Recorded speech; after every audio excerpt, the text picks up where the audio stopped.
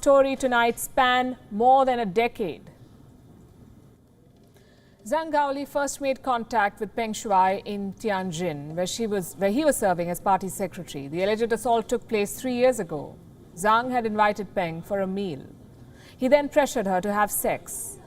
I'm going to read out for you specific parts from Peng's ordeal for Peng. She writes further, and I'm quoting, I know that for someone of your eminence, Vice Premier Zhang Gaoli, you've said that you're not afraid.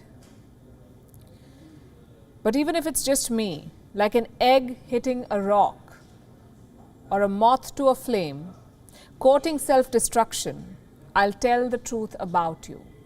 Peng says she was forced into a relationship with Zhang.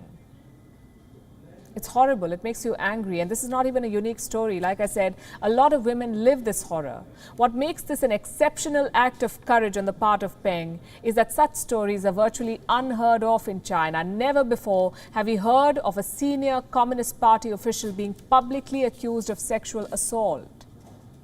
You can only imagine how much damage this can cause Xi Jinping, which is why Beijing is doing everything it can to kill this story. Chinese censors have gone into an overdrive. They first went after Peng Shuai. Her post, the one that we read out to you, the excerpts, that post was deleted just 20 minutes after it went online, 20 minutes. Then Peng's Weibo account was blocked. No one was allowed to comment on her previous posts. Chinese censors did not stop there. They're making sure that people are not able to discuss these revelations anywhere on the internet in China, even on tennis forums. Online forums on tennis have been silenced in China. Comments on online pages of state media have been blocked.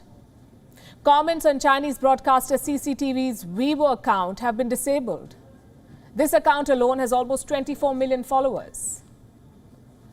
China has unleashed a mass gag. And in public, Chinese officials are behaving like nothing has happened. China's Ministry of Foreign Affairs was asked about these allegations. The spokesperson said he'd not even heard about the post.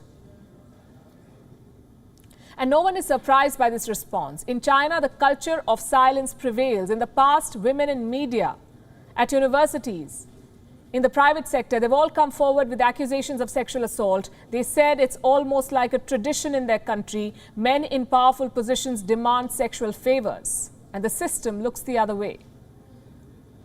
Even the country's top prosecuting agency agrees. In 2016, they released a report on the traits of corrupt officials in China. Do you know what featured prominently in that report? The exchange of quote-unquote power for sex recklessly. And when victims speak out, they face censorship and pushback. The most high-profile case of sexual assault in China emerged in 2018. A woman took a prominent television anchor to court only to be countersued for slander.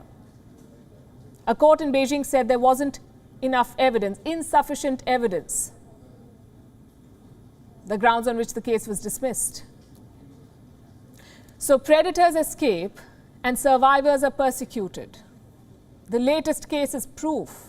The Communist Party mobilizing the might of the state to